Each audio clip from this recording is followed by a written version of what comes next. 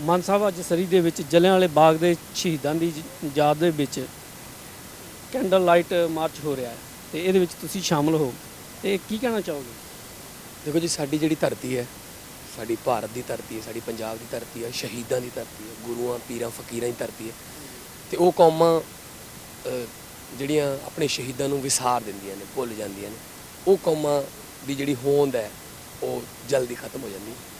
तो साडे इतिहास दे विच पैर पैर ते शहीद ने, साडे गुरुआं पीरां तो लैके मुगलों तो लैके उस पहलां तो लैके लड़ाइयां करते आए ने साडे गुरु पीर जुल्म के खिलाफ। तो जिहड़ी जलियांवाले बाग की घटना है वो साडे इतिहास दे विच बड़ा खूनी साका सी ते हज़ारां बेदोशे अंग्रेज़ां ने जलियांवाले बाग दे विच मार दिते। ते 13 अप्रैल 1919 नूं घटना हुई सी।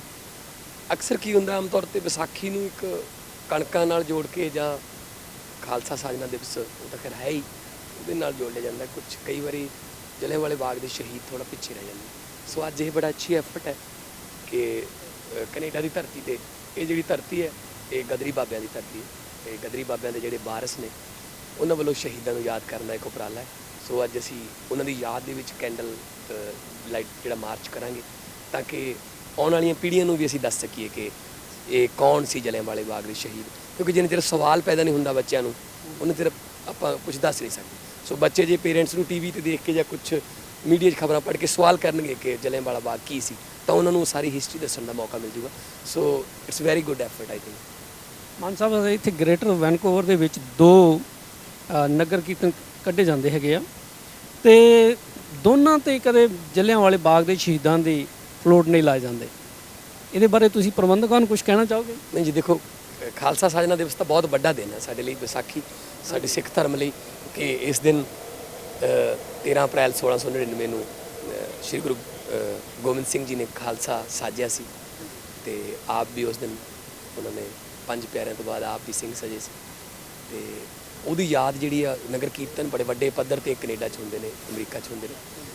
ਤੇ ਹਾਲਾਂਕਿ ਸਾਡੇ ਪੰਜਾਬ ਦੇ ਵਿੱਚ ਉੱਥੇ ਬਹੁਤ ਘੱਟ ਹੁੰਦੇ ਨੇ ਇਸ ਤਰ੍ਹਾਂ ਦੇ, ਕਿਉਂਕਿ ਸਾਡੇ ਤਾਂ ਉੱਥੇ ਸਕੂਲਾਂ ਵਾਲੇ ਜਿਹੜੇ ਬੱਚੇ ਨੇ ਸਿਰਫ ਉਹਨਾਂ ਨੂੰ ਨਗਰ ਕੀਰਤਨ 'ਚ ਗੈਰ ਹਾਜ਼ਰੀ ਦਾ ਡਰ ਦੇ ਕੇ ਜਾਂ ਡਰਾ ਕੇ ਲਿਆਂਦਾ ਜਾਂਦਾ।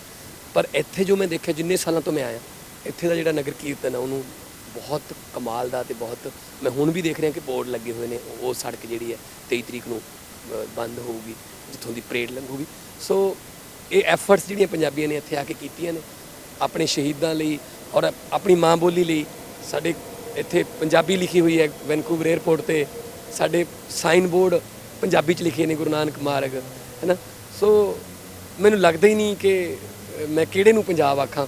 ਉੱਥੇ ਸਾਡੇ ਹਜੇ ਇੰਨੀ ਪੰਜਾਬੀ ਨਹੀਂ ਲਿਖੀ ਜਾਂਦੀ ਬੋਲੀ ਜਾਂਦੀ ਜਿੰਨੀ ਤੁਸੀਂ ਇੱਥੇ। ਸੋ ਇਹ ਨਹੀਂ ਮੈਂ ਕਹਿਣਾ ਚਾਹੁੰਦਾ ਕਿ ਉਹ ਦਿਨ ਨਹੀਂ ਮਨਾਉਣੇ ਚਾਹੀਦੇ। ਸੋ ਸਾਡੇ ਧਰਮ ਨਾਲ ਬਹੁਤ ਵੱਡਾ ਦਿਨ ਹੈ 13 ਅਪ੍ਰੈਲ। ਪਰ ਅੱਜ ਜਿਹੜੀ ਮੈਂ ਇਹਨਾਂ ਦੀ ਐਫਰਟ ਦੀ ਤਾਰੀਫ ਕਰੂੰਗਾ ਕਿ ਇਹਨਾਂ ਨੇ ਜਲਿयांवाले ਬਾਗ ਦੇ ਸ਼ਹੀਦਾਂ ਨੂੰ ਵੀ ਯਾਦ ਰੱਖਿਆ। ਮਾਨ ਸਾਹਿਬ ਤੁਸੀਂ ਪੰਜਾਬੀ ਕਮੇਡੀਅਨ ਦੇ ਕਿੰਗ ਹੋ ਤੇ ਪੰਜਾਬੀ ਲੋਕਾਂ ਦੇ ਦਿਲਾਂ ਤੇ ਰਾਜ ਕਰਦੇ ਹੋ ਤੇ ਰਾਜਨੀਤੀ ਨੂੰ ਫਿਰ ਕਿਉਂ ਅਪਣਾ ਲਿਆ? ਦੇਖੋ ਜੀ, ਜਦੋਂ ਜਿਹੜੇ ਕਲਾਕਾਰ ਹੁੰਦੇ ਅਸੀਂ ਸਮਾਜ ਦੇ ਚੌਕੀਦਾਰ ਹਾਂ, ਸਾਡਾ ਫਰਜ਼ ਹੈ ਹੋਕਾ ਦੇਣਾ, ਜਾਗਦੇ ਰਹੋ ਦਾ। ਪਰ ਇਕੱਲੇ ਚੌਕੀਦਾਰ ਦੇ ਜਾਗਣ ਨਾਲ ਚੋਰੀਆਂ ਨਹੀਂ ਹਟਦੀਆਂ, ਉਹਦੇ ਵਾਸਤੇ ਹਰ ਘਰ 'ਚੋਂ ਜਾਗਣਾ ਵੀ ਪਊਗਾ ਇੱਕ ਇੱਕ ਜੀ ਨੂੰ ਘੱਟੋ ਘੱਟ। ਸੋ ਮੈਂ ਦੇਖਿਆ ਕਿ ਮੇਰੀ ਜਿਹੜੀ ਕਾਮੇਡੀ ਆ ਪਹਿਲਾਂ ਵੀ ਰਾਜਨੀਤਿਕ ਵਿਅੰਗ ਕਰਦਾ ਸੀ, ਮੈਂ ਲੋਕਾਂ ਦੇ ਪੱਖਾਂ ਦੀ ਲੋਕਾਂ ਦੇ ਹੱਕਾਂ ਦੀ ਗੱਲ ਕਰਦਾ ਸੀ, ਪਰ ਉਹ ਕਿਤੇ ਮਜ਼ਾਕ ਦੇ ਲੈਵਲ ਤੱਕ ਸੀਮਤ ਸੀ। ਹੁਣ ਮੈਂ ਸੀਰੀਅਸ ਪੋਲਿਟਿਕਸ ਦੇ ਵਿੱਚ ਨਿਤਰਨ ਦਾ ਫੈਸਲਾ ਕੀਤਾ ਤਾਂ ਕਿ ਮੈਂ ਜਿਹੜੇ ਮੈਨੂੰ ਪੰਜਾਬੀਆਂ ਨੇ ਇੰਨਾ ਕੁਝ ਦਿੱਤਾ ਤੇ ਮੈਂ ਪੰਜਾਬੀਆਂ ਨੂੰ ਕੀ ਵਾਪਸ ਦਿੱਤਾ। ਮੈਂ ਚਾਹੁੰਦਾ ਕਿ ਮੈਂ ਇਸੇ ਜਨਮ 'ਚ ਹੀ ਉਹਨਾਂ ਦੇ ਜਿਹੜੇ ਸ਼ੋਹਰਤਾਂ ਦੇ ਕਰਜ਼ੇ ਨੇ ਪੰਜਾਬੀਆਂ ਦੇ ਮੇਰੇ ਸਿਰ ਉਹਦੇ 'ਚੋਂ ਕੁਝ ਹਿੱਸਾ ਮੈਂ ਵਾਪਸ ਕਰ ਸਕਾਂ। ਥੈਂਕ ਯੂ ਮਾਨ ਸਾਹਿਬ। ਮਿਹਰਬਾਨੀ ਮਿਹਰਬਾਨੀ।